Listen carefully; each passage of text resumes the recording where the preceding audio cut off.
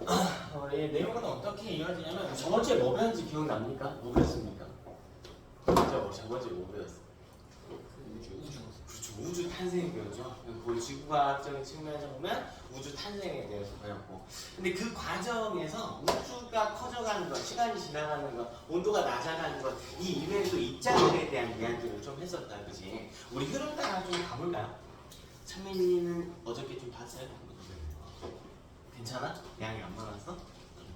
좀 많았어요? 모든 과정이 앞으로 그럴 거야. 우리 최초에 우리 강호가 이야기한 대로 한번 가보면요, 아주 작은 기본 입자들이 탄생했다고 했어. 두 종류가 있었는데 뭐랑 뭐가 있었어요? 쿼크랑 전자. 그렇죠, 쿼크랑 전자. 그래서 더 이상 이제 분해되지 않는 아주 작은 입자들이었죠. 거기서 이제 시간이 지나면서 온도가 어떻게 되니까? 그렇지, 떨어지니까. 우리 강호의 북배우주로 얘기하면 떨어지니까 입자들끼리 뭉치기 시작했다. 그래서 누가 먼저 뭉쳤죠?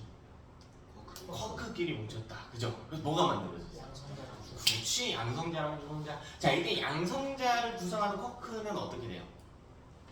UUD. 그쵸, UUD였다. U는 업쿼크, D는 다운쿼크였다. 자, 이때 U 하나당 전하량이 얼마입니까? 3분의 2 그렇죠. D는 마이너스 마이너스 3분의 1이었다. 그래서 UUD니까 3분의 1, 3분의 2, 마이너스 3분의 1. 그래서 양성자 하나의 전하가 얼마였다? 플러스 2. 그쵸, 플러스 1이었다. 이런 이야기를 했고, 그지? 우리 중성자는 UDD로 구성이 됐다. 이런 이야기도 같이 했었습니다. 이때 양성자랑 중성자의 개수비가 처음엔 1대1이었는데 이게 변환이 좀 됐다고 해서 그 이유까지는 좀 딥한 이야기이지만 숫자에 변화가 있다라고 했어요. 그래서 중성자가 양성자로 변환되는 사건이 있었지. 그래서 양성자랑 중성자의 개수비는 몇 대 몇이 됐나요? 7대 1. 7대1이 됐습니다. 거기서 시간이 조금 더 흘렀죠. 이제 양성자랑 중성자랑 뭐 할 차례? 결합할 차례지. 시간이 어디까지 흘렀지? 3분. 그렇지. 무슨 열심히 했네. 아유, 열심히 했어요. 좋아요. 고등과정은 양이 많아서 계속 복습을 해보셔야 돼요. 그래서 3분이 됐어요. 이 3분에 양성자랑 중성자가 결합하는 일이 일어났고 뭐가 만들어졌나요? 원자. 그렇죠. 정확히. 헬륨 원자. 그렇지. 헬륨 원자핵이어야 된다. 그럼 수소 원자핵이라고 하면 안 돼. 왜? 양성자. 그치, 수소 원자핵은 양성자 그 자체이기 때문에 한참 이전에 만들어졌다. 그럼 대답하는 데 있어서 틀리는 거 주저하지 마세요. 틀리고 잘 예쁘게 대답 못해도 괜찮아. 오히려 그런 것들이 여러분 뇌리에 오래 남을 거예요. 괜찮아요. 자꾸 해보는 게 더 중요하지. 자, 이때 만들어진 수소 원자핵과 헬륨 원자핵의 개수비는 몇 대 몇이었어? 12대 1이었고 질량비는 1대 4. 자, 하나당 질량비는 1대 4. 전체 총 질량비는 3대 1. 3대 1이었다. 잘한다. 이런 이야기를 좀 했었습니다. 그래서 가장 작은 원자핵들, 수소 원자핵, 헬륨 원자핵들이 3분까지 만들어졌다. 시간이 조금 더 흘렀어야 됐어요. 언제까지 흘렀어야 됐습니까? 38만. 오, 좋네. 38만 년까지. 이때는 우주 온도 외웠어야 됐는데. 기억할까? 이때. 1000. 보다는 조금 높았어요. 38만 년에 3000 켈빈의 온도를 띠고 있었다. 그죠? 온도 외워줬어야 돼. 이때 원자핵의 전자가 붙어서 수소 원자랑 헬륨 원자가 만들어졌다. 이런 이야기를 했었죠. 거기서 이제 더 이야기를 해보자면 38만 년 이전에는 원자핵과 전자가 결합하지 못했기 때문에 전자들이 막 돌아다녀. 그러니까 빛이 움직여 못 움직여? 못 움직였어. 그래서 어떤 우주였어요? 그 전에는 그치, 불투명한 우주 혹은 어두운 우주 이런 표현들을 썼었고, 핵과 전자가 결합함에 따라 빛이 이동할 공간이 확보가 됐고 이제 우주가 밝아졌죠. 그럼 이 우주를 밝혀준 이 빛을 우리가 뭐라고 불렀고? 우주 배경. 그쵸, 우주 배경 복사라고 불렀고, 당시 온도 3000 켈빈이었고 발견한 사람 누구였어요? 자, 예측한 사람 누구예요? 이 우주 배경 복사 당연히 누구야? 가모죠. 발견한 사람 헨지어스와 윌슨이었다. 그래서 이 아저씨들이 최근에 발견을 했고, 그때 현재 우주 온도는 얼마니까? 3켈빈이니까 우주 배경 복사가 현재는 3켈빈으로 관측이 된다. 생성 당시, 즉 38만 당시에는 3000켈빈이었지만, 자, 이런 이야기를 했어요. 그러니까 우리가 두 가지 측면에서 본 거야. 우주가 변해가는 과정과 그 과정에서 입자들이 어떻게 또 생성이 되고 결합을 하고 이런 과정들을 이야기했어요. 조금만 더 가봅시다. 그래서 이때를 우리 초기 우주라고 그래. 결국 여러분 초기 우주에 만들어진 입자들은 누구예요? 원자 누구랑 누구밖에 없어? 수소랑 헬륨밖에 없다. 근데 우리가 알기로는 분명히 더 다양한 원자들이 있단 말이야. 대충 몇 개 있어요 원소들이? 118개 정도, 그죠? 약 120개 정도 존재한다 라고 알고 계시면 되는데, 그러면 이 수소나 헬륨보다 무거운 애들은 어디서 만들어졌죠? 그렇지, 핵융합을 하거나 혹은 초신성 폭발, 별 내부에 핵융합하거나 초신성 폭발 이런 단계들, 즉 별의 진화 과정에서 대부분 생겨났단 말이야. 그럼 오늘은 뭘 이야기해볼 거냐면 원소들이 어떻게 만들어졌는지는 저번 주에 본 거니까 그 원소들을 좀 정리해보자. 원소가 너무 많아요. 발견한 거 그리고 인간이 만들어낸 것까지 120개나 되니까 이 원소들의 특징을 하나하나 다 정리하려니까 머리가 너무 아파. 그치? 그래서 이 원소들을 좀 집단으로 나눠서 공부를 해볼 거야. 아, 너는 여기 집단, 너는 여기 집단, 너는 여기 집단. 이렇게 좀 묶어놓으면 특징을 외우기가 훨씬 어떠니까? 쉬우니까. 자, 이렇게 통합강의 흐름이 있어. 단원의 배치에 다 흐름이 있어. 자, 우리 그런 성질들을 뭐라고 하냐면 본격적으로 시작해볼까요? 주기성이라고 부르죠. 원소들이 나타내는 주기적인 성질이라는 뜻이에요. 주기적인 성질.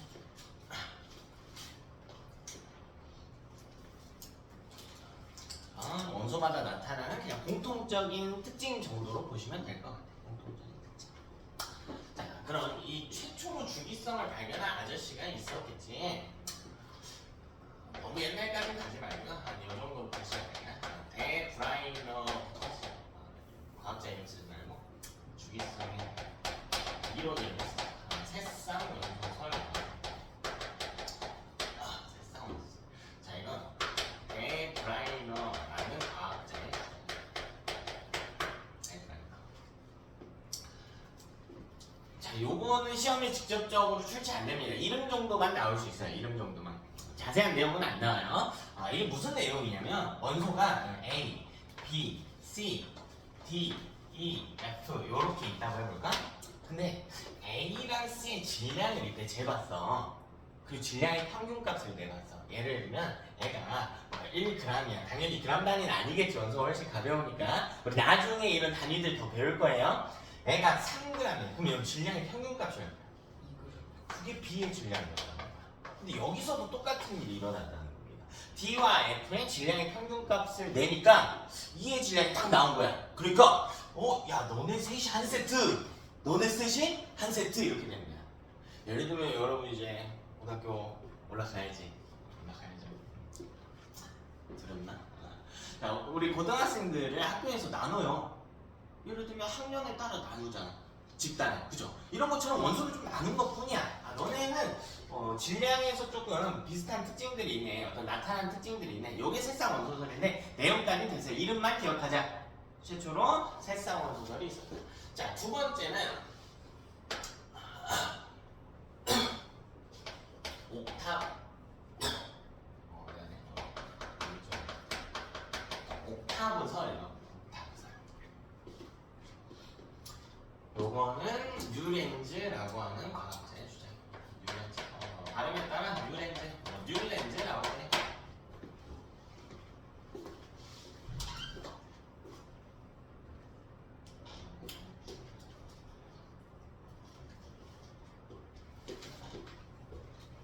이제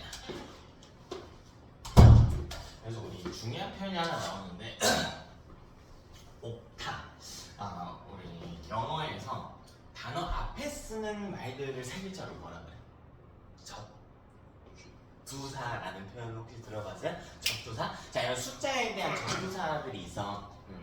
좀 여러분이 알만한 걸로 해볼까? 뭔가 앞에 트리가 오면 이거 몇 개예요? 세 개. 그치, 3개라는 뜻이야. 이런 접두사들이 하나는 뭐라고 하는지 알아? 모노라고 그래, 모노. 2개는 뭐라고 하는지 알아요? 두 단어를 쓰는데 보통 화학에서는 다이를 더 많이 써. 다이하고 바이가 있는데 보통 다이를 더 많이 써. 언어 차이인데. 그리고 4개 혹시 뭐라고 그래? 쿼드라고 그래. 쿼드. 이런 표현들이 있어요. 쿼드 혹은 테트라. 언어 차이. 이런 접두사들이 있거든요. 이때 옥트는 뭐야? 옥트. 8개라는 거야. 옥트. 옥트가 8개인 걸 좀 쉽게 아는 요 단어들이 있어. 옥토퍼스. 옥토퍼스. 왜? 다리가 8개인 문어. 옥타곤이라고 들어봤어요? 팔각형의 링을 옥타곤이라고 그래. 그래? 옥트라는 표현입니다. 옥트. 자, 잘 모르겠는데 화학에서 8이라는 숫자는 굉장히 중요해. 자, 옥탈 때 들어가는 옥트 몇 개라고? 8개. 잘은 모르겠는데 몇 개마다 공통적인 특성이 나타나? 8개마다 좀 집단으로 묶어보자. 이것도 물어보진 않지만 여러분의 좀 힘을 키우기 위해서 내재된 실력을 키우기 위해서 잘 간단하게 이야기를 해드릴게. 원소들을 쭉 나열을 해봤더니 어떤 특징이 있냐면 크기를 봤더니요. 하나, 둘, 셋, 넷, 다섯, 여섯, 일곱, 여덟. 그리고 다시 하나, 둘 이렇게 갔다고. 8개까지는 작아지다가 갑자기 확 커지고 다시 8개가 작아지고 요게 이제 옥타브 설이거든요. 이것도 내용까지는 안 물어봐요. 이제 이거는 3개, 8개 정도만 기억하자. 자, 그럼 세 번째로 그래? 그럼 데브라이너야, 뉴렌즈야 너네가 그 특징을 찾아냈으니까 내가 그걸 가지고 실제로 원소들 한번 배치를 해볼게 라는 거야. 배치를 해볼게. 우리 학생들이 1, 2, 3학년을 나눴으니까 내가 교실에 실제로 배치를 해볼게. 배치를 원소를 배치를 해봅니다. 자, 그 아저씨 이름이요 바로 멘델레예프라는 아저씨. 멘델레예프. 자, 이 멘델레예프는 아주 중요해요. 자, 이 위에 두 사람 사실 이름 안 외워도 돼. 이런 게 있구나. 요거는 시험에 100% 나오니까 외워주셔야 돼. 자, 이 아저씨는 최초로 원소들을 배열해요. 이 원소들을 배열한 표를 뭐라고 부르냐면 주기율표라고 너무 중요한 사건입니다. 최초로 주기율표를 작성합니다. 원소들을 표에다가 대치를 했다. 그 표를 우리가 주기율표라고 합니다. 그럼 기준이 있을 거 아니냐. 너는 여기와 너는 여기와 이런 기준이 있겠지. 이 기준을 외워주셔야 돼. 이 아저씨는요 원자량순으로 원소를 배치를 했어요. 원자량. 원자량이라는 표현은 원자 한 개의 상대적인 질량입니다. 원자 한 개의 상대적인 질량. 가벼운 놈부터 무거운 놈 순서대로 배치를 쭉 해갔다. 그랬더니 이 둘의 특성이 좀 잘 보였다는 겁니다. 근데 질량수, 쉽게 얘기하면 질량순이야. 질량순으로 배치하니까 약간의 오류가 있어. 이게 좀 안 맞을 때가 있어요. 규칙이. 어려운 이야기는 아니고요. 우리가 학교 가면 새학기에 교실을 배정을 받겠지. 그럼 자리를 이렇게 안 칠까? 요새는 다 뽑기로 한다며. 형평성 때문에. 제가 어렸을 때 그렇게 안 했거든요. 보통 어떻게 했냐면 작은 친구들 앞에 앉았어. 왜 그랬을까? 칠판이 뒤에서 칠판. 그치, 뒤에 있으면 칠판이 안 보이니까. 그러니까 이렇게 줄을 세웠다는 거예요. 그냥 줄을 세웠다. 거기에 대한 기준인 것 뿐이야. 근데 그러다 보니까 어느 정도는 이게 합리적인데 이게 안 맞을 때가 있어. 나는 키는 진짜 큰데 나 말고 좀 크진 않죠? 나 키가 진짜 큰 친구가 있는데 시력이 너무 안 좋아. 그럼 뒤에 앉으면서 칠판이 보여 안 보여? 안 보이지? 이렇게 좀 안 맞을 때가 있었다는 거야. 원자량순으로 배열했더니 이 특징들이 묶여있는 원소들이 잘 안 보일 때가 있어. 그래서 이걸 약간 수정해주는 아저씨거든요. 네 번째, 모즐리라고 불러요. 모즐리.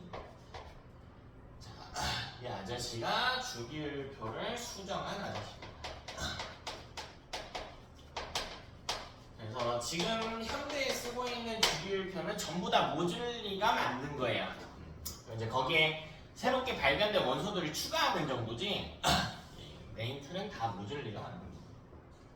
그럼 기준을 바꿔야겠지. 야, 원자량순으로 하니까 별로 안 예쁘잖아. 기준을 좀 바꾸자. 뭘 기준으로 바꾸느냐? 원자 원호순으로 바꿔줘. 원자 원호순. 우리 저번 주 내용하고 좀 이어서 가야 돼요. 저번 주에 원자 번호를 결정하는 건 누구라고 그랬어요? 원자 번호. 양성자. 양성자의 수라고 했지. 그러니까 이게 같은 표현으로 나올 수 있어. 양성자 수의 숫자다. 자, 보통 보통 대부분의 교재에서는 모듈리 원자번호 순으로 정렬했다라고만 나와. 시험에 안 나와서 그러냐? 아니지. 앞부분에 설명했으니까 안 한 거야. 여러분 앞부분에 연계된 거 다시 봐야 돼요. 여러 이 표현들을 좀 봐야 돼. 양성자수 순으로 배워야겠다라고 해도 맞는 거예요. 됐죠? 우리 실제 주기율표를 좀 배워볼 건데 그 전에 원소들이 가지는 좀 중요한 특성을 한번 볼게요. 먼저 보어의 원자 모형이에요. 한 번에 좀 할까요? 이 보어의 원자 모형과 뭘 볼 거냐면 옥텟 규칙을 같이 옥텟 규칙 옥텟 잘 모르겠는데 뭐가 들어가는 것 같아? 또 옥트가 들어가는 것 같아. 8개라는 표현도 등장했습니다. 그치? 다음 여기 뭔지 한번 볼게요. 먼저 그림을 간단하게만 좀 그려볼게. 자, 여기 안쪽에 플러스 전하를 띠는 핵이 있을 거고 그 주변에 누가 있어요? 그 주변에 전자가 배치가 될 거 아니야. 자, 이런 모델을 만든 아저씨가 보어예요, 보어. 여기에 전자를 이렇게 배치하는 거야.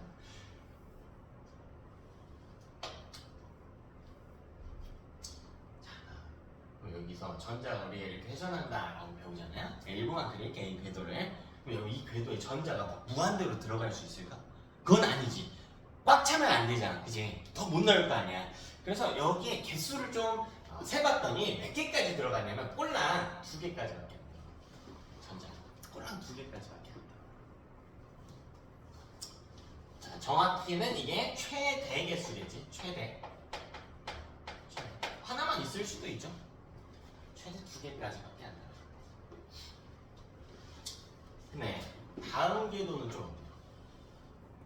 크기가 이게 태양을 중심으로 태양계에서 보면 이렇게 행성들이 도는 공전 궤도가 있잖아요. 이거랑 똑같아요. 이게 핵이라면 여기 전자들이 도는 거야. 물론 우리 궤도당 행성이 몇 개씩밖에 없지만 하나씩밖에 없지만 얘는 조금 더 들어간대. 근데 첫 번째 궤도는 2개인데 요 두 번째 궤도는 크기가 좀 더 어떠니까? 크니까 들어가는 개수가 좀 어떨 수 있어? 늘어날 수 있겠지. 그래서 해보니까 몇 개냐면 8개. 그래서 옥텟 규칙이에요. 옥트가 몇 개? 8개. 사실 맨 안쪽에는 2개인데 이걸 듀엣 규칙이라고 해야 돼. 정확히는. 그래서 듀엣 규칙과 옥텟 규칙인데 통합각의 듀엣 규칙 정도는 물어보지 않아. 그러니까 옥텟 규칙의 예외라고 보시면 돼. 첫 번째 궤도는 몇 개까지밖에 안 들어가? 2개. 자, 그럼 세 번째 궤도는 몇 개까지 들어가냐? 8개까지밖에 안 들어가. 자, 이 모델을 외워주셔야 돼. 최대 2개, 8개. 좀 이상하죠? 좀 이상하지 않아? 중학교 때 우리 원자 번호 외우라는 말이 들어봤죠? 분명히 들어봤을 거야. 몇 번까지 외우라고 그래? 20번까지 외우라고 그래. 사실 왜 그러냐면 잘 따라오니까 볼게. 우리 원자 번호 1번이 누구야? 수소. 양성자가 하나 있으니까 이 플러스 1이란 말이야. 그럼 전자가 몇 개 배치돼야 될까? 수소 원자는? 하나. 왜냐면 원자는 전기적으로 중성해야 되니까 양성자 숫자랑 중성자 숫자가 어때야 돼? 같아야 돼. 그럼 2번은 누구예요? 헬륨. 그럼 2번이면 전자가 몇 개 있어야 돼? 2개. 우리 이어서 이야기할 건데 안쪽 궤도부터 전자를 배치해야 돼요. 안쪽 궤도부터. 그럼 여기 첫 번째 궤도에 하나가 아니라 몇 개 있어? 2개 있겠지. 됐니? 자, 그럼 이게 번호가 쭉쭉 올라간다고 해볼게. 그럼 다음 궤도 이제 배치하기 시작하는 거야. 자, 그럼 여기 2개고요. 번호 쭉쭉 올려볼게. 여기 몇 개까지 배치됐네? 8개. 자, 그럼 여기도 몇 개까지 배치됐네? 8개. 자, 그러고 다음 궤도에 배치해줘야 돼. 이제 19번 이렇게 번호가 넘어가면 자, 원자 번호가 19번이면 원자 상태일 때 전자가 몇 개 있어야 돼? 19개 있어야 되지. 안쪽부터 배치한다고 했잖아. 숫자 좀 해보면 돼. 맨 안쪽에 몇 개? 2개? 다음에 8개? 다음에 다시 몇 개? 8개? 다시 몇 개? 1개. 이렇게 들어간단 말이야. 그럼 20번이면 그 숫자만 읽어볼까? 안쪽 궤도부터 2, 8, 8, 2 이렇게 들어가잖아. 그치? 20번까지 외우라고 하는 게 이유가 있어요. 21번은 사실 전자를 여기서 하나 더 가져야 되잖아. 걔는 어디다가 배치하냐면 다시 여기다가 배치를 더해. 여기다가. 네 번째까지 하고 다시 이렇게 들어간단 말이야. 근데 이거는 고일들이 다루기 내용이 좀 어려워요. 그래서 20번까지만 외우라고 하는 거야. 20번까지는 순서대로 안쪽부터만 배치하면 되거든. 근데 21번이 되면은 여기 더 들어가. 사실 상식적으로 생각해보면 바깥쪽 궤도로 갈수록 이게 커지니까 여기 들어간 전자 개수가 A보다는 어때야 돼? 많았어야 돼. 실제로 많단 말이에요, 실제로. 근데 그거는 20번 이후에나 많게 배치하는 거고 20번까지는 어차피 8개까지만 배치해. 됐어? 그러니까 우리는 세 번째 궤도에도 8개가 최대구나 라고 외워주시면 됩니다. 되지? 자, 많은 거 바라는 거 아니고요. 288 외워주시라는 겁니다. 자, 그럼 여기 내용 조금만 정리 더 해볼게요. 자, 첫 번째 머리 원자 모양에서 가장 중요한 게 뭐냐면 바깥쪽 궤도에 있을수록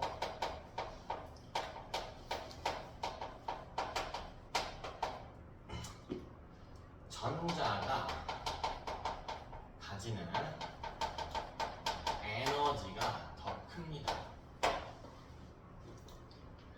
이 전자가 가지는 에너지를 에너지 준위라고 그래요. 바깥쪽 궤도에 있을수록 에너지 준위가 더 크다.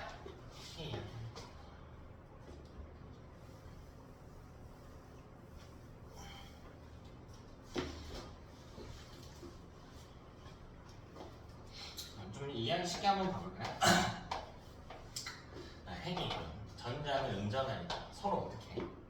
플러스랑 마이너스는 서로 어떻게 할까? 끌어당기지. 그쵸? 서로 이렇게 끌어당길 거야. 근데 바깥쪽 궤도에 있는 전자를 한번 봅시다. 이렇게 또 끌어당길 거야. 그치? 어쨌든 끌어당길 거예요. 근데 이 L을 A라고 하고 L을 B라고 하는데 끌어당기는데 이걸 멀어지는 걸 제가 탈출했다라고 표현해 볼게요. 핵으로부터 더 많이 탈출한 건 누구야? B죠. 끌어당기는데 탈출하려면 에너지가 높아야 될까 낮아야 돼?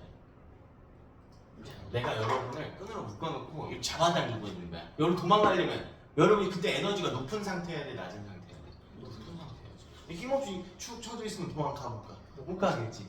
밥도 잘 먹고 도망칠 힘이 있어야 힘과 에너지는 물론 달라요. 다르지만 그래서 바깥쪽 궤도의 전자 에너지가 높다 이 정도만 생각하시면 돼. 이걸 약간만 응용해 볼게요.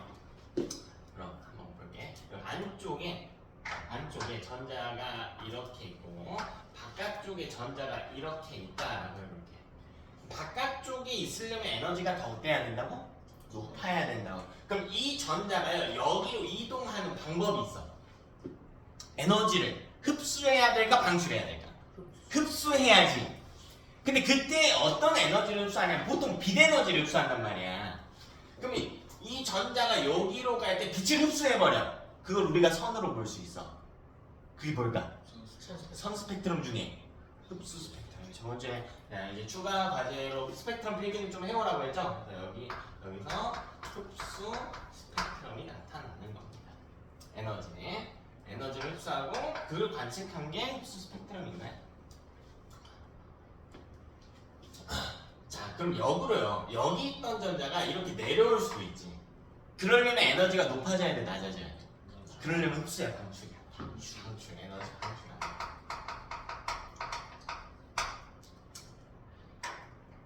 이게 그냥 말로 방출한다는 게 아니고 실제로 내가 갖고 있던 에너지를 내보냈다고. 내보낸 거야.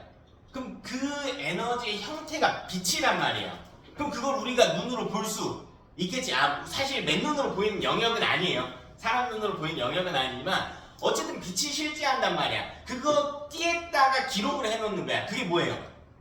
방출 스펙트럼이지. 어려운 이야기가 아니라 에너지를 흡수할 때 나타나는 스펙트럼이 뭐였다고? 흡수 스펙트럼이야. 에너지 방출할 때 나타나는 스펙트럼은 방출 스펙트럼이라는 이름이 붙는 겁니다. 됐죠? 1번 내용을 이렇게 이어갈 수가 있겠다. 자, 두 번째로 이 전자를 배치할 때 안쪽 궤도부터 전자를 배치합니다.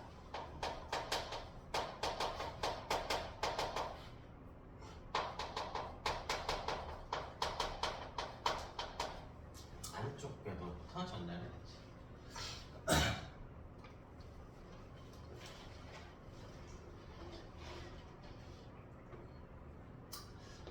기본적으로 인자들은 에너지가 낮은 상태를 선호하거든요.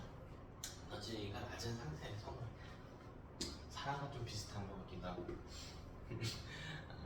우리 어떤 활동적인 상태보다는 활동적인 거 좋아할 수도 있지. 야, 이 주말 아침에 학교도 안 가는 학원도 없는 이런 주말 아침에 혹시 침대에 누워 있는 거랑 밖에 나가서 뛰는 거랑 비교하면 뭐 하고 싶어요? 둘 중에 보통 사람마다 다를 수 있겠지. 누워 있는 게 조금 더 낫지 않아?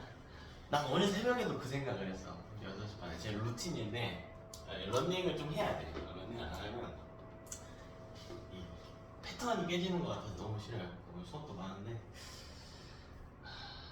다행히 또 이번 주도 루틴을 지켰습니다. 그래도 누워있고 싶어요. 에너지가 낮은 상태가 좋잖아. 원자도 마찬가지야. 그럼 전자를 내가 3개를 배치해야 되는데 바깥쪽에 여기 세 번째 궤도에 땅땅땅 이렇게 박아버리면 에너지가 너무 어떻게 돼? 높아지겠지. 이거 싫다 이거야. 그러니까 어디부터 배치? 가까운 쪽부터 배치한다는 겁니다. 자연 상태에 뭐 에너지가 공짜로 있는 것도 아니기 때문에 당연히 에너지가 낮은 상태를 띠게 됩니다. 자, 이걸 우리가 바닥 상태라고 그래. 그러니까 가질 수 있는 에너지에서 가장 낮게 가지려고 한다. 이걸 바닥 상태의 전자 배치라고 합니다. 어렵지 않죠? 우리 조금만 연습해볼까? 원자번호 3번까지만 좀 해볼까요? 3번. 3번은 누군지 알아요? 3번? 오, 좋습니다. 입증. 자, 핵의 전하가 얼마? 플러스 3이야. 자, 우리 전자 배치 좀 해보자는 거야. 맨 안쪽 궤도부터 배치해야 된다. 몇 개? 2개. 다음 궤도에 1개. 이렇게. 됐어요? 무조건 안쪽부터 배치해야 돼. 이거 이따가 다 해줄게. 완전 다 해줄 테니까 누구나 한번 보세요. 조금만 응용해 봅시다. 그럼 여기 있는 전자 2개 중에 잘 보세요. 제가 이 한 놈한테 에너지를 막 억지로 쑤셔 넣은 거야. 막 가열을 하거나 빛을 막 쏴주거나 그렇게 에너지를 쑤셔 넣어. 그럼 애 에너지가 어떻게 돼? 커지겠지. 커지면 어디로 갈 수 있다고 했어, 사실?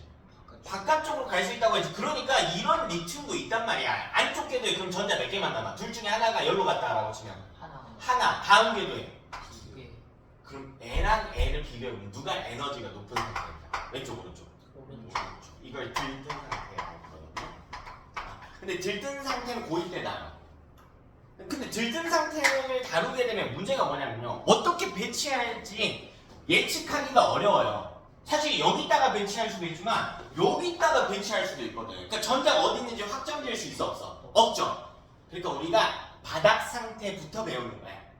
이런 게 불가한 상태는 아닌데 우리가 전자 배치할 때 무조건 어디부터 배치한대? 안쪽부터 배치하려고 한대. 자, 그리고 이때 각 궤도별 최대 배치 가능한 전자는 2개, 8개, 8개. 사실 세 번째 궤도는 8개보다 더 들어갈 수 있다고 했어요. 네, 고등학교 1학년 정도에서는 8개로 생각하자. 원자번호 20번까지니까 8개 생각.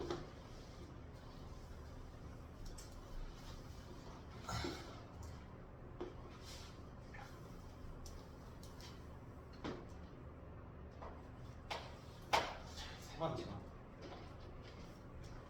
얘네는 껍질이. 자, 이걸 궤도 혹은 껍질이라고 그래요. 껍질 실제로 쓰는 표현이에요. 제가 막 쓰는 게 아니고 껍질이 꽉 찬 상태를 선호합니다. 무조건 이렇게 된다는 건 아니고 이게 좀 더 좋다는 거예요. 이게 좀 더 좋다. 이래야만 한다 이건 아닌데 껍질이 꽉 찬 상태를 선호한다는 겁니다.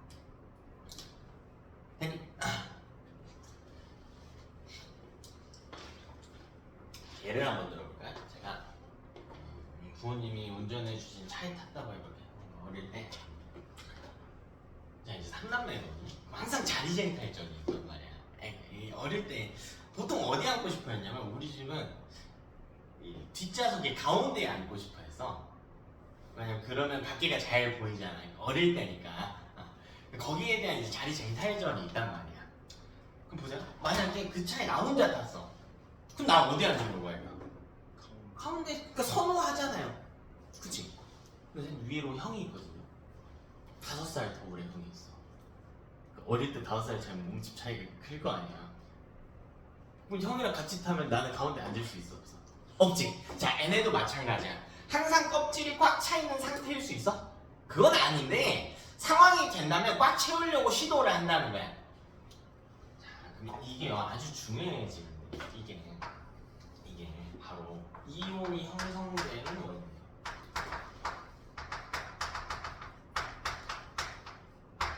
네, 무슨 말인지 한번 이해를 해봅시다.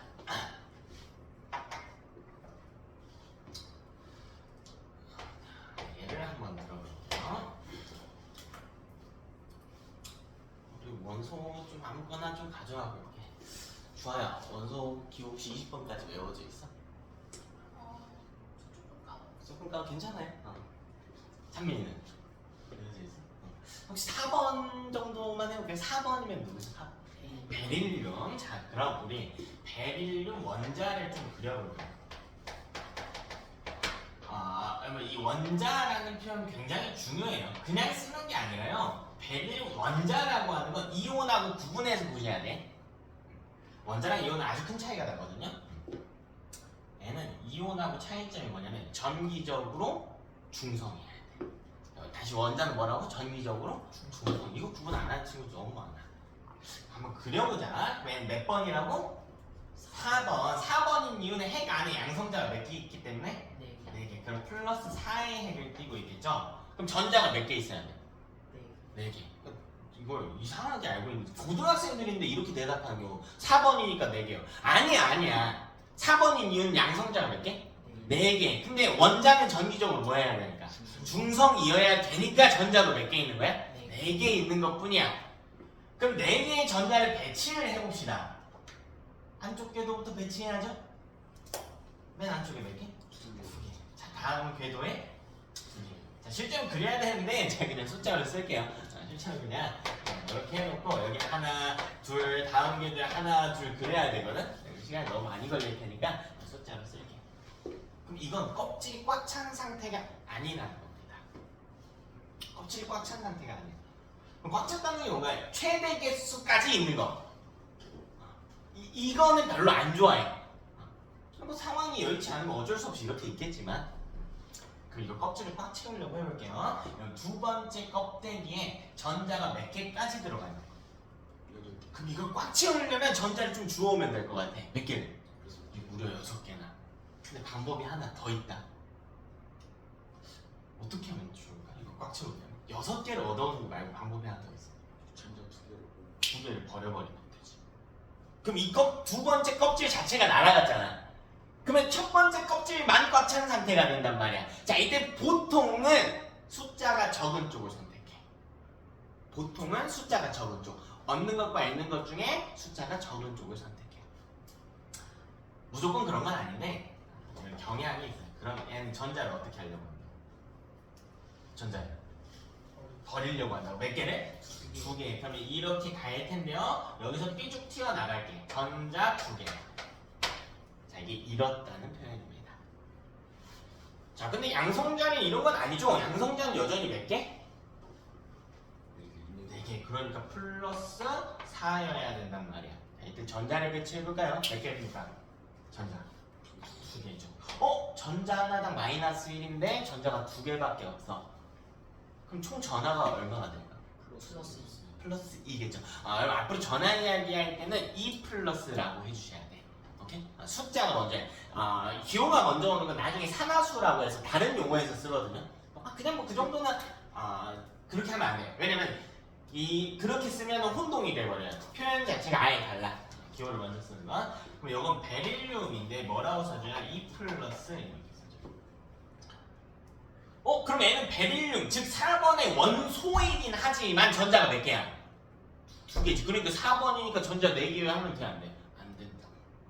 4번인데 양성자 수가 유지된다. 그래서 이런 좀 차이점들을 좀 대충 보면 안 돼요. 말을 끝까지 좀 잘 보고 정의를 좀 쓰려고 하셔야 돼요. 원자는 정기적으로 중성해야 되고 이온은 중성이 아니다.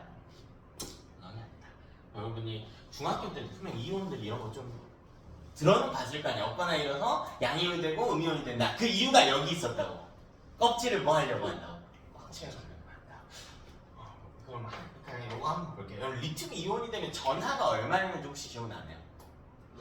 플러스. 그죠? 여러분한테 조금 더 자주 볼 거는 NA가 이온이면 플러스다. 이거를 그냥 중학교 때 외우라고 했단 말이에요. 왜 이렇게 되는지 이유가 나온다고. 다트는 몇 번? 11번이다. 자, 번호는 알려드릴게요. 아직 안 익숙할 테니까 대체해볼게요. 2개, 8개, 1개. 그럼 하나 어떻게 하려고 해? 버려. 그럼 이온이 되면 플러스 11인데 전자가 몇 개밖에 없으니까 10개밖에 없으니까 NA 1 플러스가 있단 말이에요. 이런 이유가 있다는 겁니다. 한 가지만 더 여기다가 써놓을게요. 플로린 정도 해볼까요? 플로린 뭐냐? 플로린 몇 번인지 혹시 알 수 있을까? 9번. 오, 9번. 가운데 핵이 플러스 9예요. 양성자가 없게 있기 때문에. 전자 대치를 해봅시다. 맨 안쪽에. 2개, 다음 궤도에 7개 이렇게 들어가 있겠지? 그럼 얘가 전자를 얻거나 잃으려고 한다고. 껍질을 꽉 채우기 위해서. 꽉 채우기 위해서. 그럼 얘는 잃으려면 몇 개를 잃어야 돼? 27인데? 7개를 잃어야지. 그러면 두 번째 궤도 날려버리니까 안쪽 궤도가 꽉 차있는 형태잖아. 얻으려면요? 그럼 뭐 할까? 한 개를 얻지. 한 개를 얻는다. 그건 어떻게 하냐면 그러니까 가는 길에 전자가 이렇게 들어와. 얘는 나갔잖아. 얘는 들어와. 그러면 플러스 9가 되고요. 색은 똑같이. 그리고 2, 8 이렇게 들어가겠지. 그럼 얘는 더 이상 전기적으로 중성이 아니네. 원자라고 부르면 돼? 안 돼? 안 되지. 이렇게 전기적으로 중성이 아닌 입자를 우리 이온이라고 하고, 이온은 원소 기호수고요. 오른쪽 위에다가 전하라는 표시한다라고 했단 말이야. 얘는 1 마이너스가 된다. 전자 하나를 얻으면 1 마이너스가 된다. 전자가 음전하게 되기 때문에. 자, 어려운 이야기 없죠? 여기서 의문을 가지는. 우리 6번 한번 볼까요? 6번 누구예요? 6번? 탄소거든요. 탄소. 이것도 그냥 한번 볼까요? 6번이니까 배치해볼게요. 안쪽에 2개, 다음 궤도에 4개 이렇게 있잖아. 그럼 얘는 얻을까 이럴까? 둘 다 가능은 하겠죠. 근데 어떤 느낌이냐면 바깥쪽에 4개가 있으면 4개를 얻을까? 아니야 이럴까? 이러고 있는 애야. 이거 하느라고 얻지도 않고 잃지도 않아요. 전자를 얻거나 잃으면 우리 그거 뭐라고 불러요? 원자 상태에서 전자를 얻거나 잃으면 이온이라고 부르지. 얘는 이온이 잘 안 돼. 그러니까 여러분 봐봐. 중학교 때 분명히 수소이온, 나트륨이온, 뭐 산화이온 이런 거는 들어본 적 있지. 혹시 탄소이온 들어본 적 있어요? 없지. 얘는 이온화 경향이 떨어진다고 그래요. 이온화 경향이 떨어진다. 이런 애들도 있어요. 사실 정확히는요. 분수 한번 볼까요? 이거는 5번의 원소야. 전자 배치해볼게. 2개, 3개 이렇게 되겠지. 그럼 3개를 버리거나 5개를 얻거나의 형태겠죠. 네, 과학에서 어떤 입자나 에너지는 절대로 공짜가 아니고요. 거래의 개념으로 보셔야 돼요. 내가 얻으려면 누군가는 잃어야만 해. 에너지가 됐든 입자가 됐든. 거래의 개념, 교환의 개념이어야 되거든요. 그럼 애가 3개를 버리려면 누군가는 어떻게 해줘야 돼? 그 3개를 그렇지 받아줘야만 된단 말이야. 이러니까 모두가 이온이 될 수는 없는 거예요. 근데 방법이 하나 더 있죠. 5개를 뭐 해도 돼? 얻어도 돼. 그럼 옆에서 5개를 얻으려면 누군가는 5개를 어떻게 해줘야 돼? 버려야만 돼. 내가 나 보통은 뭘 선택한다고 해? 얻는 거랑 버리는 거랑? 예? 버리는 거 개수가 적잖아. 몇 개 버리면 되니까. 3개 버려야 돼. 받아줄 사람 이러고 돌아다니죠. 받아줄 사람 이러고 있다고. 근데 옆에 애들이 다 뭐라고 해? 나도 버려야 돼. 나도 버려야 돼. 이러고 있어.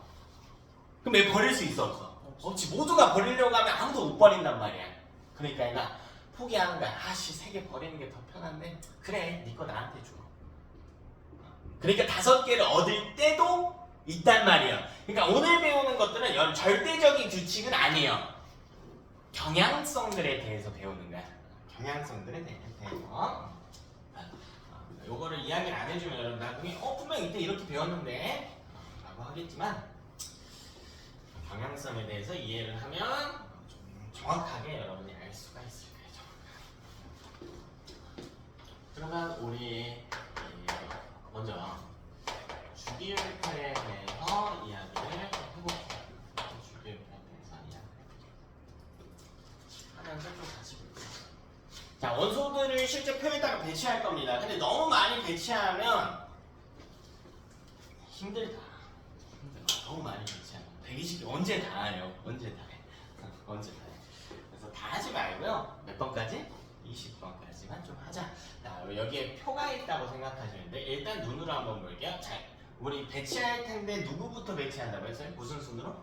원자 번호 순으로. 그러니까 번호를 안 외우면 배치할 수 있어? 없죠. 1번은 누굽니까? 수소. 여기다가 써줘. 여기서 출발을 좀 해봅시다. 이때 여러분 전자 배치에 있어서 제일 중요한 숫자가 몇이라고 했어요?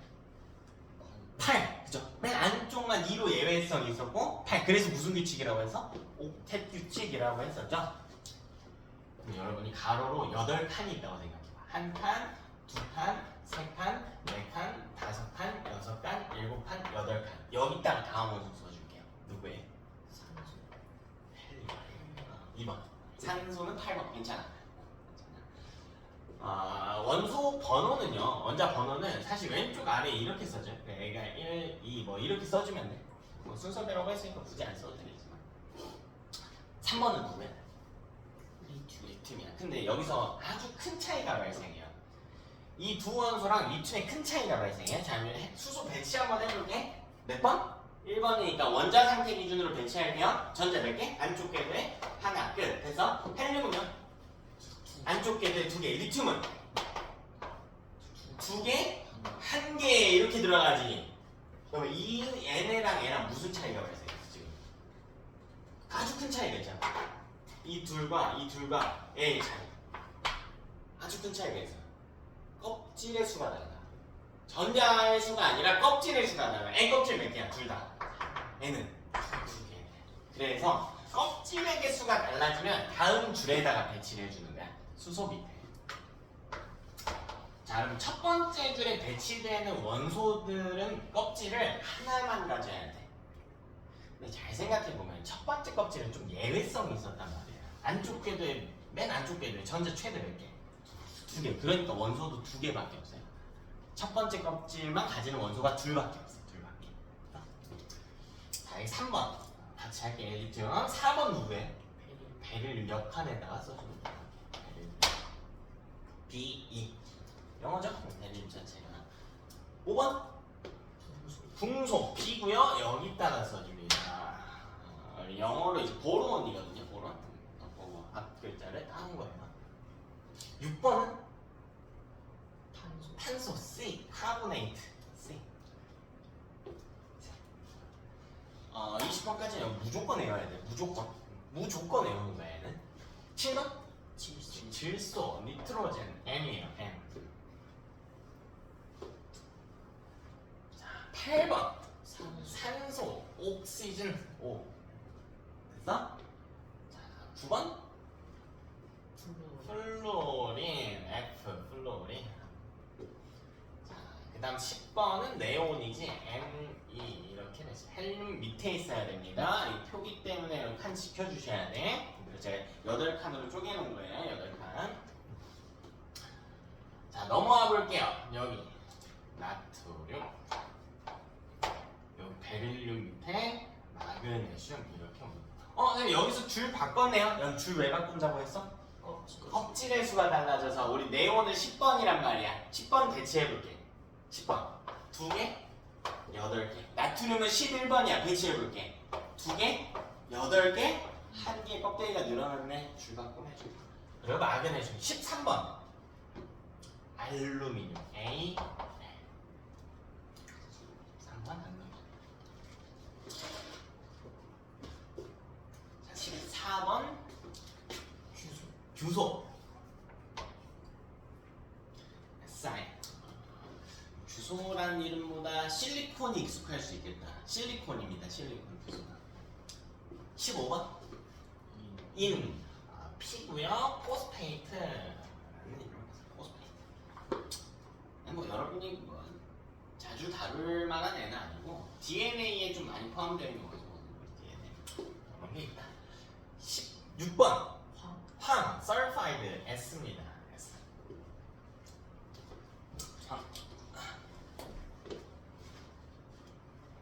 뭐 성냥에도 있고 우리 뭐 이산화황 이런 가스 형태로도 좀 있고요. 17번 염소 CL입니다. CL 클로라이드 CL. 19번 아르곤 AR. 19번 칼륨. 칼륨 뭐죠 원소고요? K 그쵸 K지. 20번 칼슘 CA. 요거는 무조건 외워야 된다. 무조건 외워야 돼. 사실 중학교 한 2학년 때 여러분 원소 처음으로 배우면서 그때 타이트하게 좀 외워놨어요. 이건 수학으로 치면 어떤 느낌이냐면 그냥 숫자 정도예요. 숫자 정도. 우리 숫자 모르고 뭐 어떤 연산을 아예 할 수 없겠죠. 무조건 외워주셔야 된다. 자, 이때 우리 명칭을 좀 드릴게. 자, 먼저 여러분 이렇게 제가 줄 바꾼 이유가 뭐였어? 뭐였겠어? 껍질 껍질의 수. 자, 이 껍질의 수 알려주는 걸 죽이라고 그래. 첫 번째 줄에 있는 거 껍질이 몇 개? 하나. 이걸 1주기라고. 아, 껍질이 하나라서 1주기라고 부르는구나. 다음 가로줄 2주기라고 부르고, 다음 가로줄은 3주기 이렇게 부르고, 다음 가로줄은 몇 주기? 4주기 이렇게 부르는 거야.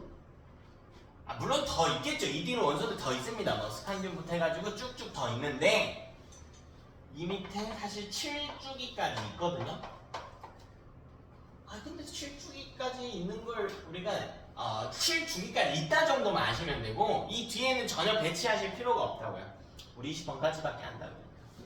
그럼 세로줄에는 어떤 의미가 있나 한번 봐볼게. 주기가 같으면 껍데기 같아. 1주기는 껍데기 하나, 2주기 껍데기 몇 개? 2개, 되지? 자, 세로줄에 의미가 있나 하고 볼게요.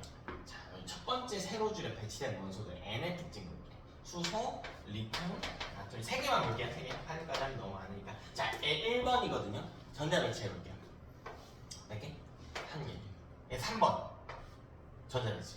2개? 1개. 11번 전자 배치. 2개? 8개? 1개. 공통점이 보이나요? 이 셋의 공통점. 한 개가 있어요. 어디? 가지고 있는 궤도 중에 가장 어느 쪽에? 바깥쪽 궤도에. 그치? 배치된 전자의 숫자가 어때? 같지. 아 그렇네. 이런 공통점이 있어서 여기다 이름을 붙여줄게요. 세로줄 뭐라고 하냐면 족이라고 해요. 여기는 1족이야. 자, 잘은 모르겠는데 1족은 가장 바깥쪽 궤도에 전자가 몇 개 있다? 하나 있다. 사실 이걸 주기를 보면 이 족을 이해하기가 굉장히 쉬운데 1족은 뭐냐면요. 주기가 시작되고 첫 번째로 전자를 배치한 애야. 주기가 시작되고 첫 번째로 전자를 배치한 애야. 주기가 시작됐다는 건 뭐가 추가됐다? 껍질이 추가되고 거기에 첫 번째로 뭘 추가한 거야? 전자를 추가한 거니까 그 바깥쪽 궤도에 몇 개밖에 없어 당연히. 하나밖에 없는 거지. 그럼 여기는 몇 족이라고 그럴까? 여기 2족이라 부르겠지. 그러면 2족은 잘 생각해보면 1족에서 한 칸 더 간 거잖아. 그 전자를 몇 개 더 배치한 거예요? 한 개. 그러니까 맨 바깥쪽이 전자 몇 개 있어? 2개 있겠지. 증명해볼까요? 베릴륨 4번 둘 베릴륨 4번 마그네슘 12번 둘 8 2 개로 공통점이 있네. 칼슘 20번이니까 2882 이렇게 배치다. 자 여기는 그럼 몇 쪽? 3쪽. 맨 바깥쪽에 몇 개 있으니까? 3개 있으니까. 여러분 여기서 우리 교재 한번 볼게요. 교재. 딱 거기 몇 쪽이지? 65쪽. 65쪽.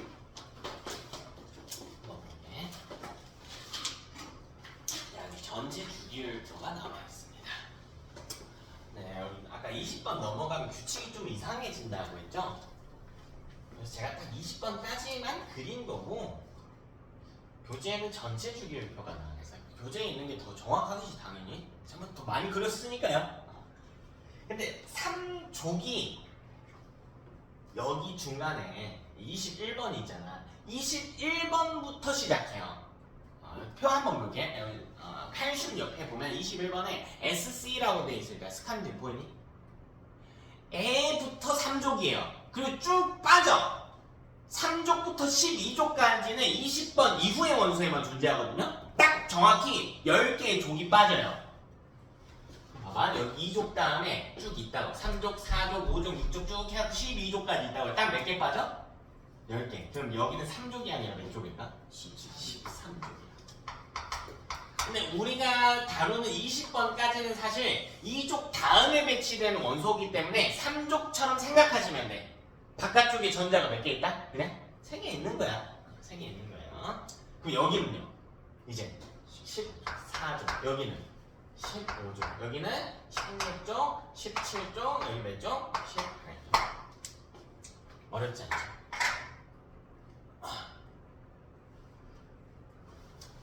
네, 하나씩 좀 정리를 해봅시다. 자, 첫 번째 주기라고 하면은 가로줄을 지칭한다. 몇 주기까지 있다? 7주기까지 있다. 자, 그럼 이 주기를 갖고 우리가 뭘 할 수 있냐면 주기가 동일하면 전자 껍질 수가 동일.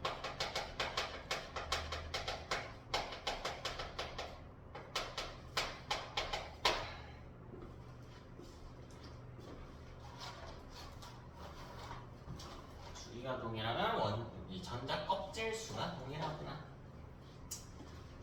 자, 두 번째로 우리 세로줄은 뭐라고 지칭하냐? 세로줄 족이라고 지칭합니다. 자, 족할 때 주의. 우리 1족, 2족 다음에 3족처럼 배치는 하지만 실제 명칭은 13족이어야 된다. 처음에 좀 놓칠 때 많을 거니까 놓치지 마시고 신경 쓰시고. 자, 세로줄입니다. 몇 쪽까지 있습니까? 18쪽까지 존재. 그러면 족이 동일하면 가장 바깥쪽 궤도에 있는 전자의 수가 똑같다고. 그걸 우리가 뭐라고 부르면요, 원자가 전자가.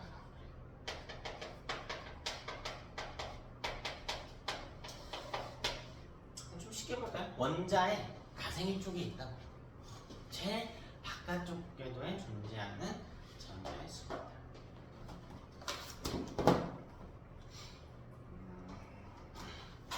조금만 딥하게 한번 볼게요. 그 전에 하나만 좀 써놓을게. 그럼 1쪽은 맨 바깥쪽 궤도에 전자 몇 개 있다고요? 하나. 잘 생각해봐. 맨 끝에 하나가 달랑달랑 거리고 있어. 이거 싫죠? 왜 껍질이 어떤 상태로 선호하니까? 찬 상태로. 그럼 얻거나 버리려고 할 텐데 맨 끝에 몇 개밖에 없다? 하나. 보통 뭐 하려고 할까? 몇 개를? 하나를 버리죠. 그럼 이온일 때 전화는 전부 1뿌리지. 그 H 플러스, Ni 플러스, Na 플러스, K 플러스. 이쪽은요? 두 개를 버리려고 하겠지. 보통. 그러니까 이온일 때 2풀인 거야. B2 플러스, Mg 플러스, Ca2 플러스. 자, 그럼 16쪽은? 16쪽 생각해볼까? 맨 끝 궤도에 몇 개 달려있어? 맨 끝 궤도에 6개 달려있어. 그럼 얻으려고 해, 잃으려고? 얻으려고 하죠. 몇 개? 두 개. 그러니까 E 마이너스예요. 전자 두 개 얻은 거니까. 그래서 자, 그럼 조기동이라면 원자과 전자 수가 동일한데 맨 끝 궤도에 있는 전자 수가 동일하다는 말이니까 이걸 같은 말로 한번 봐볼까요? 화학적 성질이 비슷하다.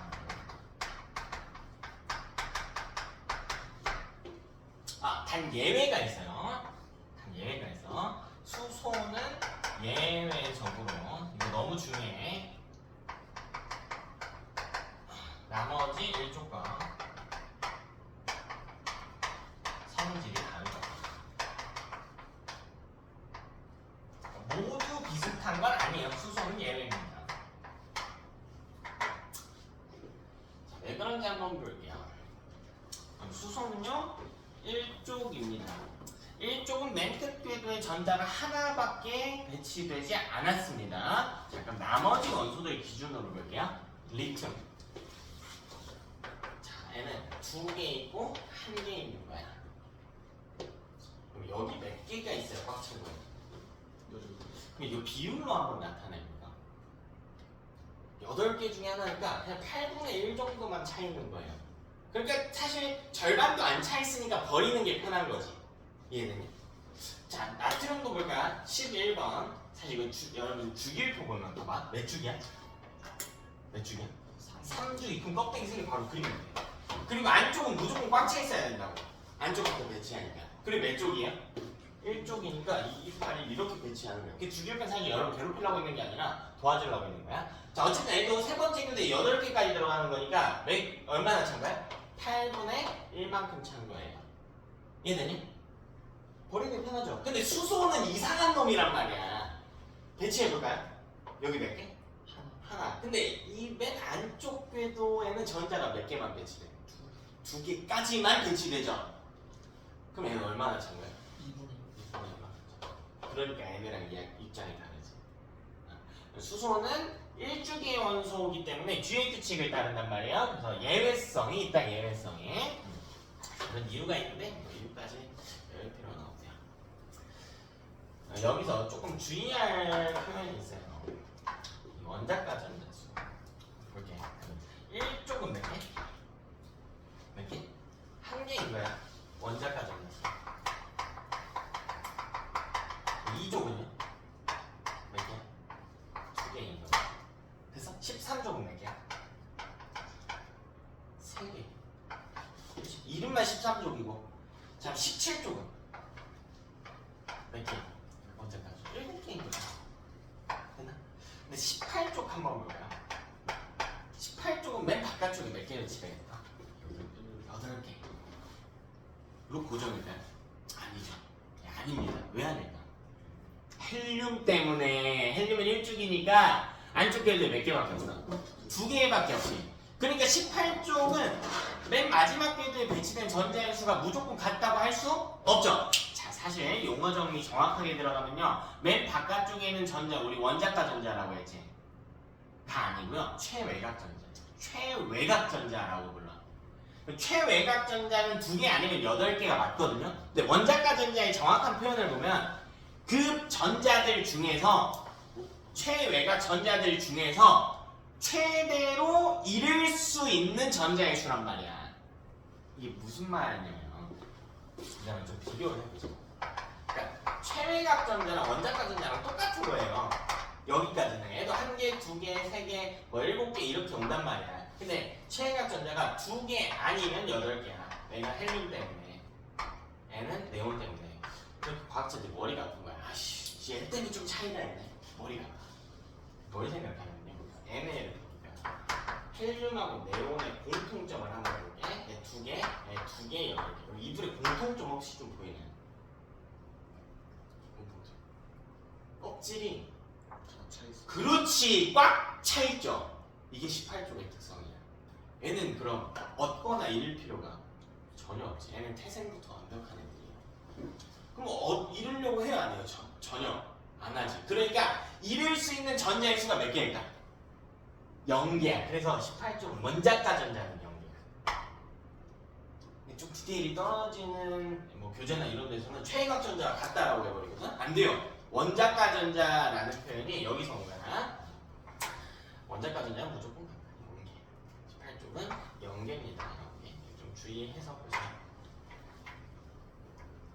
여기까지 하고요. 10분 정도 쉬었다가 그냥 시다. 11분 할게요.